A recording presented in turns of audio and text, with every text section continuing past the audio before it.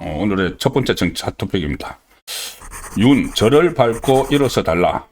장동혁은 책임 통감. 예, 오늘 12.3 1년이라고 해서 민주당 그리고 이재명은 거의 뭐 잔치를 벌이고 있는데 사실 오늘 이런 이야기들도 나오고 있습니다. 뭐냐 하면은 이제 1년 전으로 돌아가서 이야기들을 많이 하는데, 가령 예를 들어서 이재명은 그때 뭘 했느냐? 국회에 들어가서 풀숲에 숨어 있었죠. 무서워가지고 숨어 있다가 뭐 한준호 방향가 있다가 왔다 갔다 하다가 이제 나중에 다 군인이 철수를 하고 뭐 그런 상황에서 가서 투표를 했습니다. 비상계엄령 해제하는 거. 그런데 그때 지금 사진이 하나 공개가 됐는데, 이재명이 도착하기 전에 이미 이 의결 중독수가 다 찼다. 그러면 빨리, 한세가 급하니까는 빨리 두드려야죠. 의원석이 빨리 두드려야죠. 그런데 이재명을 기다리느라고 안 두드리고 있었다. 그런 이야기도 지금 나오고 있습니다.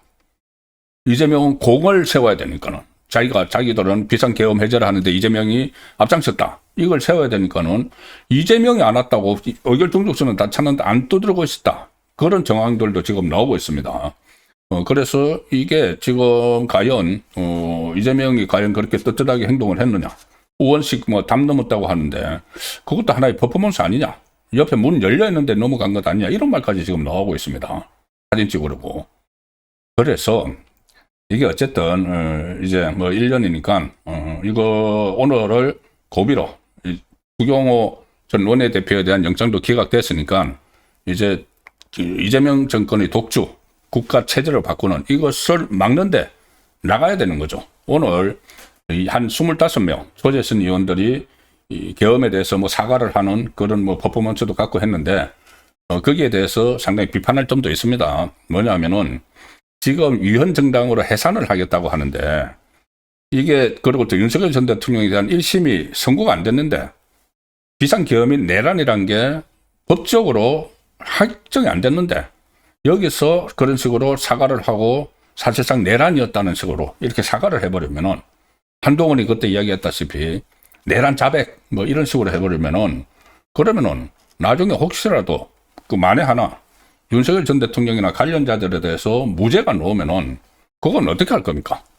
그래서 섣부른 사과가 상황을 종료시키는 게 아니고 위헌정당 해산 청구하겠다고 새로운 상황을 만드는데 좀 그런 것들을 좀 감안을 해서 행동을 해야 되는데, 어쨌든 뭐 그렇게 하는 사람들이 있었지만 이제 내일부터는 추경호 전 원내대표에 대한 영장도 기각이 됐고, 또 윤석열 전 대통령의 메시지도 오늘 나왔고, 장동혁 대표의 이 입장 정리도 있었기 때문에 좀 이제 이 문제에 대해서 왈가왈부하지 말고 이재명의 독주를 막는데 적극적으로 나서야 된다는 생각을 오늘 하게 됩니다.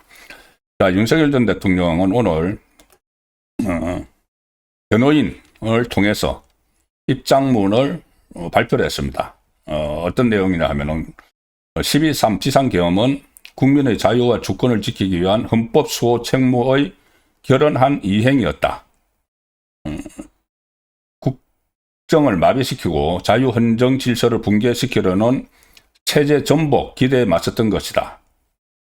그때 재임 기간에도 반국가 세력 이야기를 많이 했죠. 같은 맥락입니다. 그리고 비상계엄하고 나서 담화문 발표했던 것과도 같은 맥락이죠.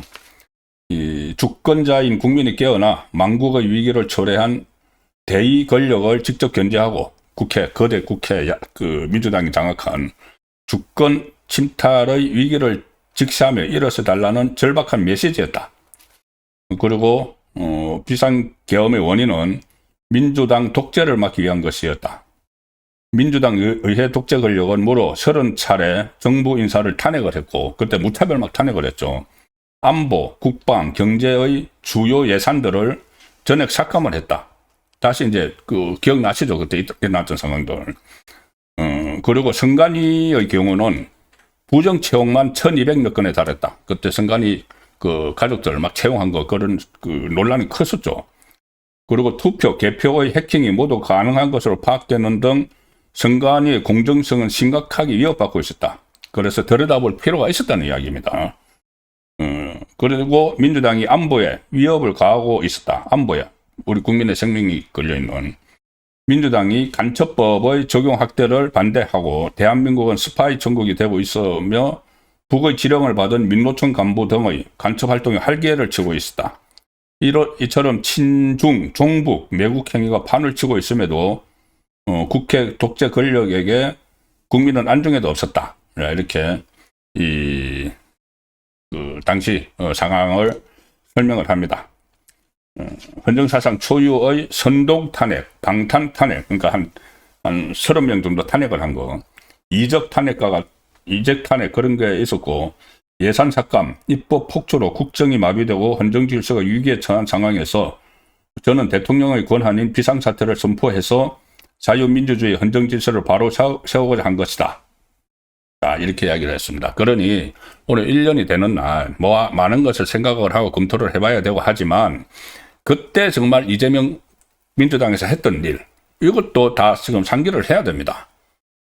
이재명 방탄을 위해서 그렇게 나라를 혼란스럽게 만들고 후쿠시마 오염수 개담을 막 퍼뜨리고 어쨌든 이 예산 다 깎아버리고 활동을 못하게 했죠. 그리고 심지어 이재명을 수사하던 검사들을 막 탄핵을 해서 직무 정지시키고 수사라인에 있던 그 수원지검 이정섭 차장 같은 경우 본인 이재명이 살아남기 위해서 국정을 마비시키는 그런 행태가 있었다는 것도 기억을 해야 됩니다. 1년이 된 시점에. 그리고 윤석열 전 대통령은 계엄 사태로 인해서 지금 특검 수사 등을 받는 군인, 공직자들에게는 사과의 뜻을 또 전하기도 했습니다. 그리고 메시지 마지막에 지금은 대한민국의 자유, 법치, 주권 수호를 위해 다시 일어서야 할 때다. 저를 밟고 일어서 주십시오. 이 나라는 주권자인 국민 여러분의 것이다. 이렇게 설을 맺었습니다.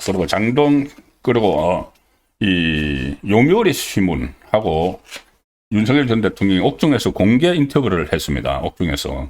그게 오늘 공개가 됐는데 요미우리 신문, 일본 요미우리 신문이 보도를 한 거죠. 이 계엄에 대해서 윤석열 전 대통령은 자유민주주의 헌정 질서 붕괴와 국가 위기 상황에서 내린 국가 비상사태 선언이었다. 주권자인 국민에게 이러한 상황을 알린 것이다. 국민을 억압하는 과거의 계엄하고는 다르다. 몇 시간 만에 국회의 해제 요구를 받아들였다. 국회를 무력화할 의도가 없었다. 이렇게 요미우리 신문에는 또 설명을 했습니다. 여기서도 과거의 그런 계엄, 군사정부의 계엄하고는 성격이 다른 것이고 헌정 질서 붕괴의 위기가 있었다. 그래서 그때 그것을 주권자인 국민에게 상황을 알리기 위한 것이었다. 이것은 그동안 계속 견지해오던 입장이죠. 이걸 다시 요미우리 신문과 인터뷰에서 밝혔습니다. 장동혁 대표가 어떤 메시지를 낼지 언론에서 여러 가지 분석들도 나오고 의미도 부여하고 했는데 어쨌든 제가 볼 때는 이 상황에서 가장 적절한 메시지를 낸 것이 아닌가 싶습니다. 당 대표로서.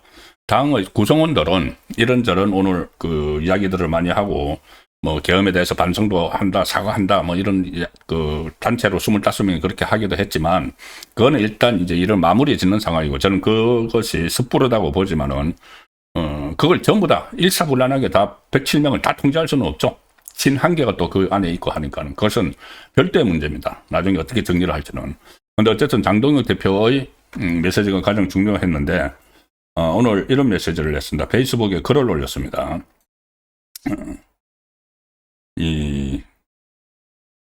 하나로 뭉쳐 제대로 싸우지 못했던 국민의힘도 그 책임에서 자유롭지 못하다. 그리고 국민의힘 당 대표로서 책임을 통감한다. 12상 비상계엄은 의회 폭격에 맞서기 위한 계엄이었다. 계엄에 이은 탄핵은 한국 정치의 연속된 비극을 낳았고 국민과 당원들께 실망과 혼란을 들었다. 하나로 뭉쳐 제대로 싸우지 못했던 국민의힘도 그 책임에서 자유롭지 못하다. 국민의힘 당대표로서 책임을 통과한다. 자, 그런데 이제 오늘 1년이 됐으니까 그리고 이재명이 집권한 지 6개월 됐죠. 딱 6개월 됐습니다. 6.3 대선이 있었고 오늘은 12월 3일이니까. 그런데 6개월 동안 다 봐왔죠. 나라를 어떻게 지금 흔들고 있는지. 그러면은 이제부터 그것을 막아야 되는 거죠. 그래서 장동혁 대표도 이제 어둠의 1년이 지나고 있다. 추경호 전 원내대표 영장 기각이 바로 신호탄이다. 오늘 새벽에 영장이 기각됐죠. 2024년 12월 3일부터 시작된 내란몰이가 2025년 12월 3일 막을 내렸다. 이렇게 선언을 했습니다. 그리고 이 보수 정치를 앞으로 새롭게 설계하겠다는 이야기도 했고, 이제 국민의힘은 하나된 전진을 해야 한다. 옳은 길을 선택하겠다. 자, 이런 메시지를 냈습니다. 어쨌든 오늘 새벽에 그 추경호 의원에 대한 구속영장이 기각되면서 이제 분위기가 반전을 시킬 수 있는 그런 계기가 됐습니다. 왜냐하면은 영장이 그냥 단순히 기각됐다는 그 측면도 있지만, 영장이 기각됐다는 측면도 있지만은 왜 영장을 기각을 했는지를 한번 들여다봐야 됩니다. 오늘 서울중앙지법 이정재 영장전담 부장판사가 새벽 4시 50분에 구속영장을 기각을 했는데, 자, 여러분들도 다 아시죠? 뭐냐 하면은, 그전에도 뭐 정치인들 영장 실질심사 그거 할 때 보면은, 그거 세 가지를 보지 않습니까? 하나는 도주 우려가 있는지, 아니면은 증거인멸 우려가 있는지, 또 하나는 범죄 혐의가 소명됐는지죠. 자, 그런데, 도주 우려? 당연히 없죠. 국회의원이고. 증거인멸 우려도 뭐, 조은석 내란 특검에서는 우려했다고 했지만, 그것도 없다고 봤습니다. 그리고 중요한 게, 그럼 이게 비상계엄 해지를 방해를 했느냐? 그것이 이게 죄가 되느냐? 이 부분이죠. 그런데 영장 판사는 그거 죄 안 되는 것 같은데, 이거 특검이 무리하게 이 영장 청구한 거야. 이런 취지의 그 결정문을 담았습니다. 뭐라고 했냐면은, 기각을 하면서 추경호 전 원내대표에 대해서 공권 혐의와 법리에 대해서 다툼의 여지가 있어서 면밀하고 충실한 법정 공방을 거친 뒤 그에 합당한 판단 및 처벌을 하도록 함이 타당하다. 그래서 불구속 상태에서 변호인 조력을 받아서 방어권을 행사하도록 할 필요가 있다. 그래서 이거는 현재 확실히 범죄 혐의가 소명이 안 됐다. 그 이야기입니다. 한마디로 이게 범죄인지 아닌지 더 재판을 해봐야 돼. 이거 구속해가지고 할 게 아니야. 이게 범죄가 아니면은 사람을 구속해 놓으면 안 되는 거죠. 그래서 이 내란 해지에 대해서 이 국민의힘이 이 추경호가, 그러니까 국민의힘이 어떤 조직적으로 아니면은 그 윤석열 전 대통령의 뭐 지침을 받아서 해지를 하려고 한 게 아니다. 이런 것이 첫 판단이 나왔기 때문에 뭐 위헌 정당 해산 청구 이런 것은 꿈도 꿀 수 없는 일이죠. 그렇지만은 재판은 할 겁니다. 그래도 밀어붙일 겁니다. 구속은 안 됐어도 기소는 할 거니까. 추경호 전 원내대표에 대해서.